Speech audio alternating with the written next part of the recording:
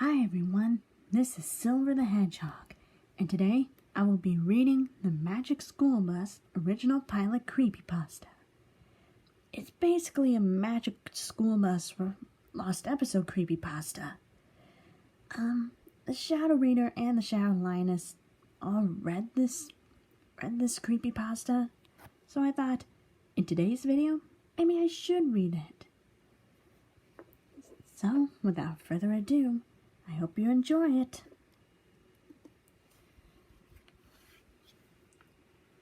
Don't worry about who I am. If you really want to know about me, just know that I'm risking a lot by posting this. If you had a childhood, regardless of when you were born, you should remember the cartoon, The Magic School Bus. It was a children's cartoon show in the 90s, where a crazy science teacher would take students on weekly adventures into places such as into space or through a human digestive system. It was a rather harmless and educational show, which is the reason why it has been prominently shown to children since its daily premiere. What most people don't know about the show was that it was meant to fit into a line of horror stories for kids in a show that was never made, titled Horror is Alive. The show, much like the Goosebumps television show, was about harmless horror stories, with 3 being shown in one episode. Despite this, the first episode underwent a complete overhaul during its production. What was to be the opening short was extended to a full episode length, after the writer and director of the episode went through a long, hard experience with illegal substances, which inspired the middle and end of the short, which by no coincidence is where the short takes a drastic turn. Everyone else, or at least most everybody else, were severely scarred due to the experience making it. Most quit after reading the script, but others were in desperate need of a job, whether it be animators or mere executives.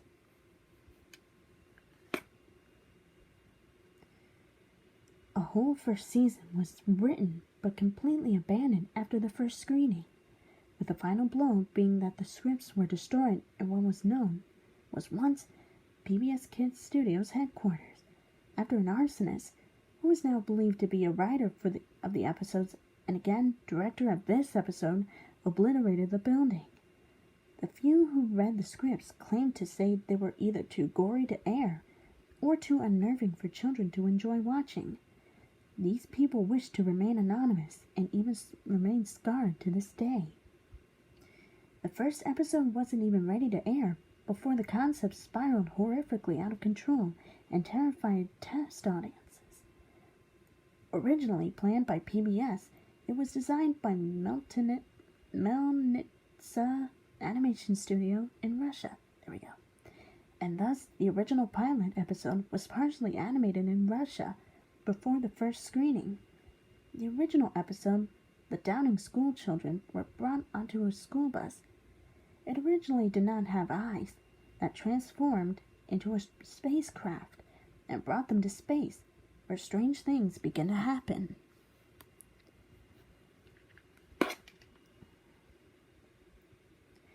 That was the only description the people attended the screening had, so they had no real expectations for it. After the screening, PBS took the original idea back to the storyboards, fired everyone behind the pilot's production, and remade it with well-known employees into, obviously, the Magic School Bus. The episode was sent to me in a cardboard box by one of my online friends, who simply gave me his first name, Sergey. Sergey was one of the employees during the late 80s and into the latter half of the 90s. His job was merely just checking to make sure the VHS copies of the animations weren't distorted, or any lesser quality than the first generation VHS tape.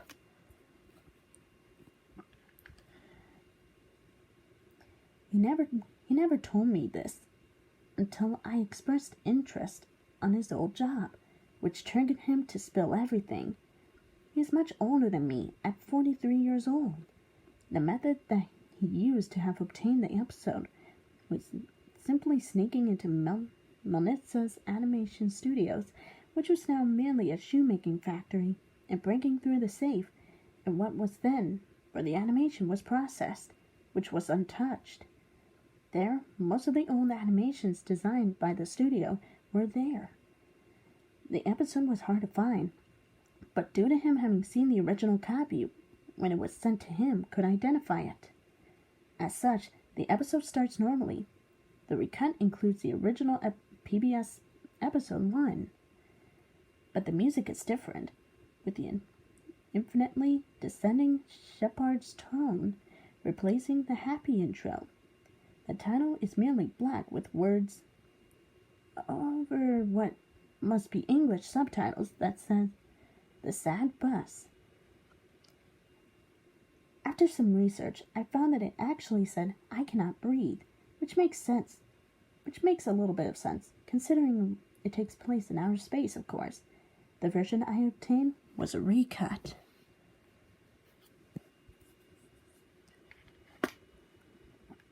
Despite the fact it was the original tape, apparently after the horrific reaction, the writer for Horror is Alive and the director for this specific episode, in a pout, took the tape and attempted to edit out everything deemed unsavory by the test audience, but quit after about 3 scenes and collapsed. I'm guessing that the recut didn't include the bus size. But I'm not sure whether it's a layering mistake or something much more sinister, due to the fact that 2 of the characters, student characters, Carlos and Dorothy Ann, have no eyes. I mean, they are there, but their eyes are missing, and no one mentions it. The bus also looks much more sinister, because the front lights are normal at first glance, though still eye-like, almost like human eyes, while literally frozen. And the grill of the bus just looks extremely sad, like it's in a constant frown. The voice work is also different, with a sense of sorrow and blatant discomfort in American actors' voices. In the PBS edition, Arnold's cousin Janet thinks that Miss Frizzle is boring, so Arnold has the teacher take them to space. In this episode, going to space is where things become very messed up. Nothing from the original episode is here. Instead, the bus transforms into a spaceship, kind of like one you see in a film like 2001, A Space Odyssey. There was no transition. It just becomes this. The walls are all white, and there seem to be infinite corridors with steep drops. From the outside, it looks like a Soviet space rocket, which still makes sense due to this being animated in Russia, but larger. Arnold comments that this wasn't what he expected and he wants to go home. Janet and Carlos also seem equally confused, but Janet is smiling. Mrs. Frizzle says that there is Mrs. Frizzle said that there is an override lock on the ship, and nobody can leave until it has reached its destination. We are hurtling towards the sun, Mrs. Frizzle tells everyone that she can turn off the airlock and suffocate everyone, only jokingly, before saying that she will put in a manual overdrive, but it will take 6 months to reach Earth. After this, the screen begins to destroy.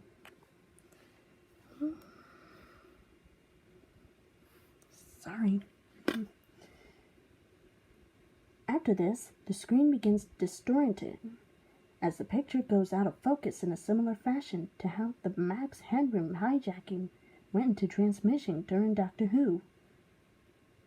An out-of-place slideshow then played over what sounded like an acoustic version of the Star Wars theme. The only pictures that were shown are that of planets, with each picture having some subliminally hidden disturbing human elements across the planet being shown. Basically, imagine a planet Jupiter having angry-looking human eyes, and melded into it realistically, but not something too out of the ordinary for a skilled Photoshop user to have created. And that's where I'll stop in part 1. Stay tuned for part 2 of Silver the Hedgehog Reads The Magic School Bus, the original pilot.